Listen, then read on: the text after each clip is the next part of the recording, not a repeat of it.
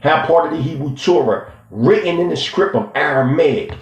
Interesting, because remember, after the Babylonian captivity, we were speaking Aramaic. Come on, man. This is so easy to break this shit down, man. Right? Peep it. Brought with them when they came into their country over 1,800 years ago. Our Torah is not written in ink, but burnt in parchment by a hot iron. Therefore, no letter can be changed. Our people have 7 rabbis or rabbim of 7 different families who hold their positions by hereditary, meaning bloodline. No man may be appointed a rabbi. He must be born a rabbi. These 7 rabbis are responsible for all moral and spiritual training among our people. Spirituality is supreme for the tribe or the sons of Ephraim, for we are very pious. My people observe the biblical laws to the letter. We have no compulsory labor.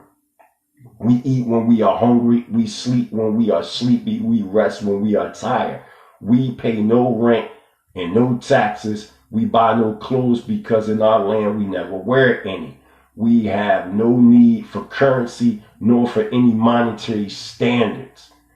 Our lives are wrapped up in spiritual observances. My people know nothing of the Talmud or about the parts of the Bible that follow the Torah. Our festivals are Pesach, Shavuot, Yom Teruah, Yom Kippur, and Sukkot. We have no need for dietary laws. Now you gotta hear this. We have no need for dietary laws because we never eat flesh and we never have milk. We have no problem about mixing milk and meat together. We eat flesh only during the Pesach sacrifice, and even then only the 7 rabbis and their families eat it, not the people. Our people circumcise their boys at the age of 8 days, carrying the right to the letter, although not the same way as in Palestine today. Our rabbis permit us to use only our fingernails for the observance. Our temple is a holy of holies, not a place to, this is the twist, enter at will, but a sacred place to go into only once a year at Yom Kippur, to where the Torah is. The rabbis, okay, the rabbis may go in every Shabbat. They recite prayers from within this temple, and these prayers the people repeat in the language of the country, a dialect of Arabic, right? Watch this. Men sit around on the ground outside the temple, which has porches, and their prayer and receive instruction. This is the twist. This is where it gets real interesting. Our Torah is guarded closely in the Holy of Holies by at least 1 rabbis or rabbi, always night and day. The object is to prevent the holy script from being profaned, first by natives of another religion, and secondly by members of our community eager to kiss or touch the Torah as a form of devotion or blessing. Our people have the same social customs as other natives. They eat the same food which grows without cultivation, but our women prepare it somewhat differently from the way the women of the other communities prepare food.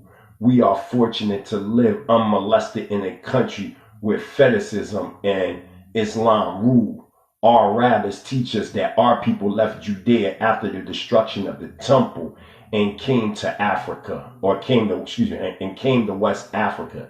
It is easy to say came to West Africa, but consider the difficulties of traveling in those ancient days across water and desert. Stop. Without good means of transportation, we traveled to Morocco and lived there many generations. Then because of persecutions, we had to leave instantly without warning, and we lost all that we had acquired during those years, wealth, property, and stock. We crossed from Morocco directly south over the Sahara Desert, another stupendous undertaking. The story goes that children were born and grew to be men and women and died, and that their children grew up and had children before we finished that great journey across the Sahara, south of Morocco. Finally, we reached the famous towns of Timbuktu, the oldest cities in Africa. It has never been made clear whether we were a great number or whether we had dwindled to just a few families when we reached Timbuktu, but the rabbis say that we are now only a feeble remnant of our people. In Timbuktu, we were not treated badly, but we were not content to live under the rule of desert tribes any longer than was necessary. So we left Timbuktu and started south, leaving the desert behind. After walking 3 days, we came to a place where there was good, pure water. So many of our people had died because of impure water in other places they came to, that when they found pure water in this spot, they gave thanks to the almighty power and settled there and cleared the bush, for it was a bush that they had entered. Watch this. Where herbage and vegetation abound. This is where it gets interesting. They cleared that place and made themselves a village.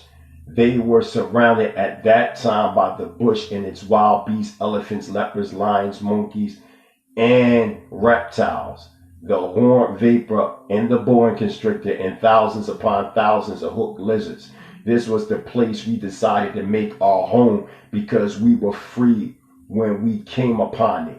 The rabbis say that while they were in the desert, large groups of the people who had acted as advanced guards were swallowed up by the sand and disappeared, never to be seen again. There were no trade routes on the desert in those days. Those who had to travel had to find their way as best they could. The rabbis say that our people first gave the name to the country where we now live, for at that time there were no inhabitants there. Now, that's reflect back to 2nd Esdras chapter 13.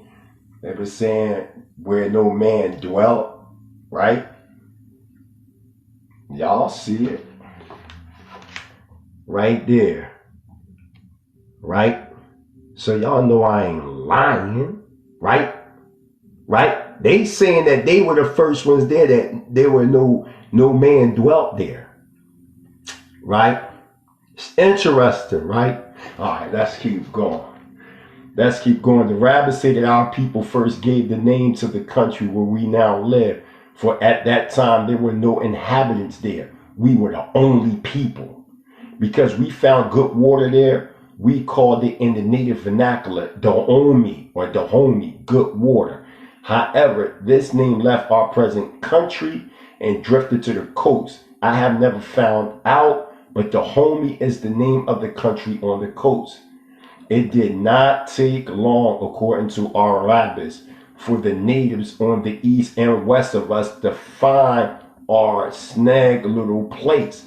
They surrounded us and wrestled from us the village that our people had made and set up their own rule. We were never a fighting people and we were easily subjugated, but we lived on that same place and we have seen many changes, but we have remained always the same, preserving our law and guarding our sacred Torah with our very lives.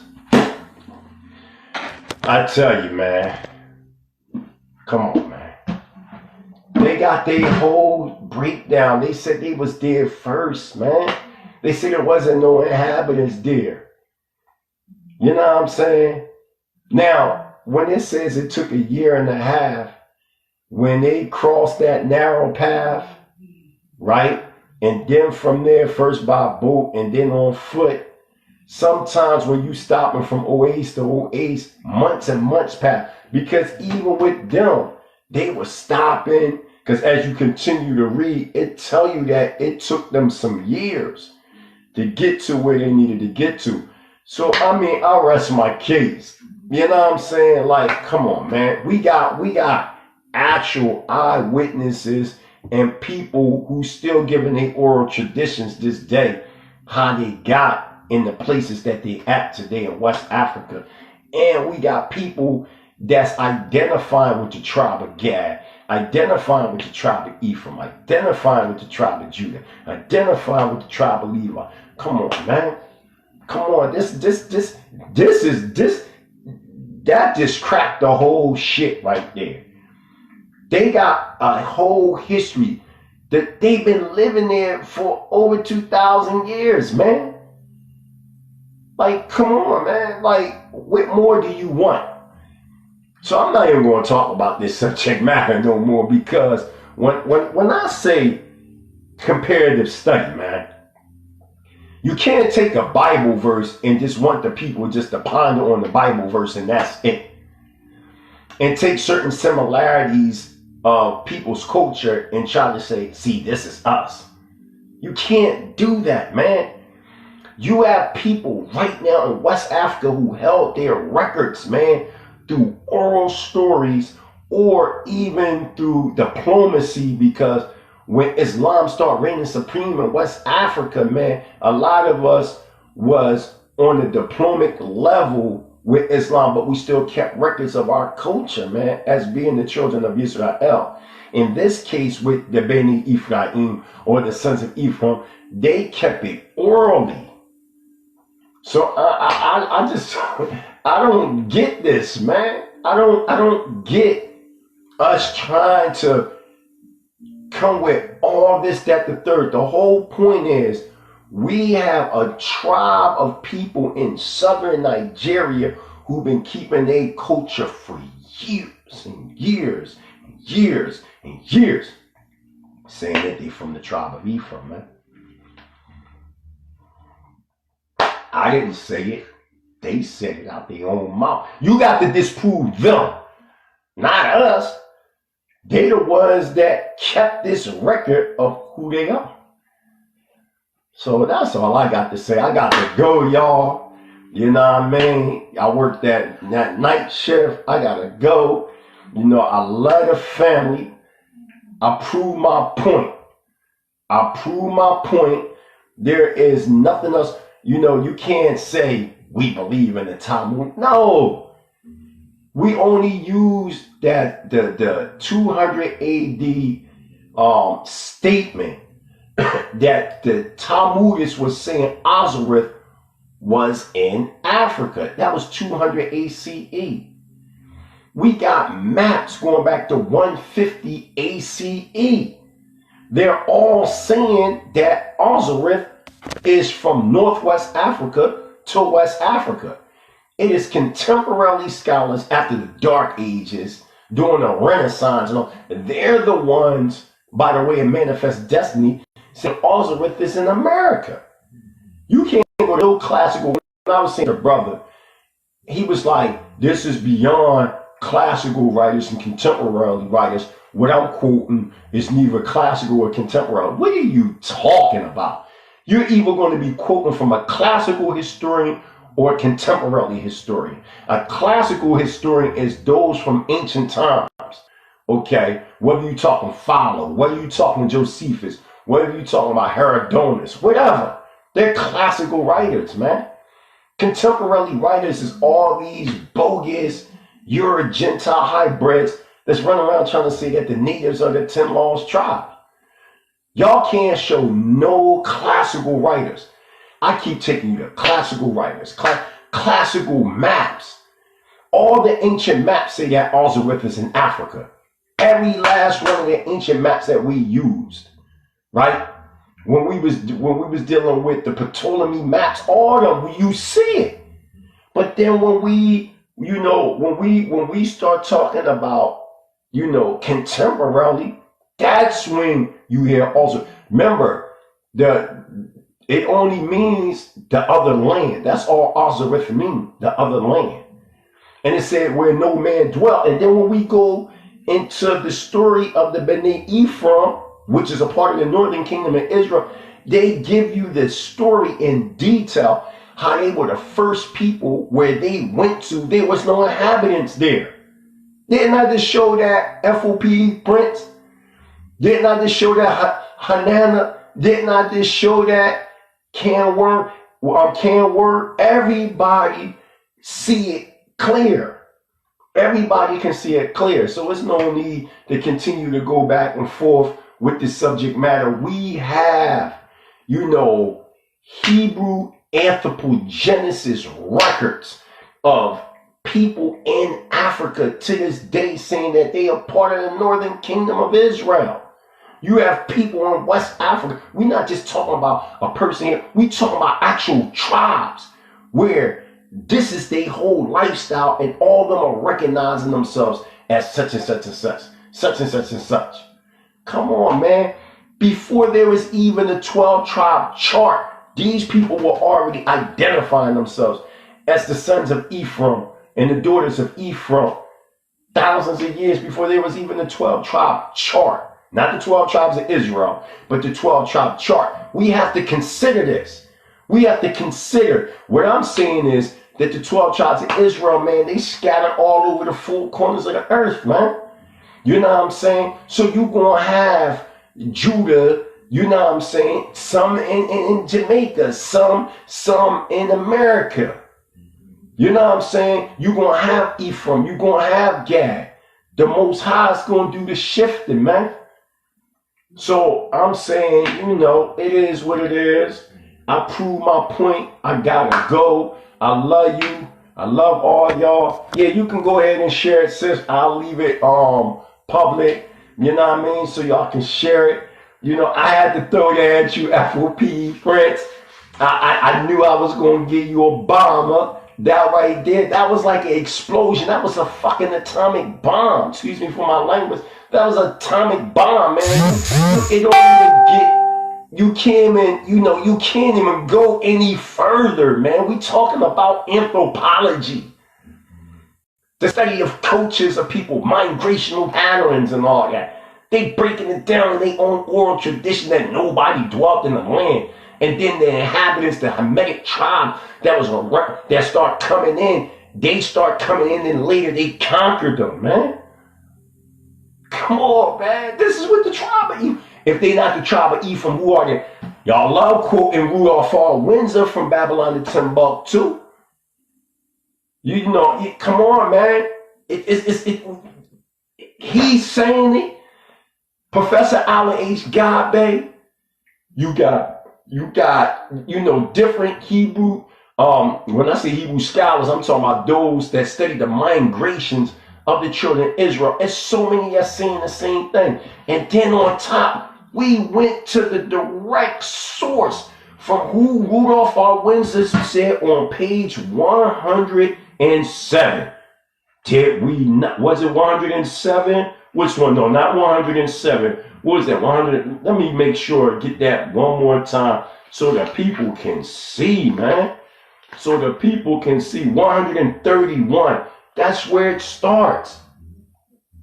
That's where it starts. Okay? Come on, man. They saying Beni Ephraim, man. They in Nigeria, southern Nigeria. And most of the Boca, 78% of African Americans go back to Nigeria and Ghana and all that. Come on, man. There go the man's name.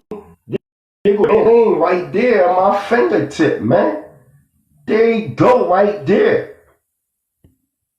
And then I turned around and went to the man's book, that Professor Rudolph R. Windsor. He's talking about this man. And then I turn around and go to his book. Come on, man. Then he breaking down a whole migrational pattern, how his people, he not just from another country like in America talking about it. He's from that Pacific tribe. And what happened when you read the autobiography, when he was around 11 or 12, him and a couple of his friends, they was on a ship, because you had ships that were coming from Scotland grabbing rubber and different things like that. Like it was known as Scotland Yard. And they was coming doing different import, export, and they snuck on the ship. And when the ship started moving, Ngoza's friends got scared and they jumped off the boat and died. But he stayed on the boat and he went to Scotland and he was educated, or so-called educated, with the white man's history for like 4 or 5 years, and then he came back to the land. But my whole point that I'm saying is this is dumb. You know what I mean? I don't even want to talk about this no more, man. To believe that, the 9 or 10 tribes of the Northern Kingdom, the whole Northern Kingdom came to the Americas. Where's the fucking ships at, man? Where's the paleontology behind it? Where's the archaeology? Where's the anthropology? Where's the research that we can prove this to be? No more similarities and, cultural similar expression. No. We want detail. We in the information age, man. And when we look at the Native Americans, when you start talking about the North American Indians, we know they are Mongolian descent, man. We know this. When you start talking about the Pacific Islanders, they Australoid in descent. We're not the same people, man. But Israel is in the midst of that, man.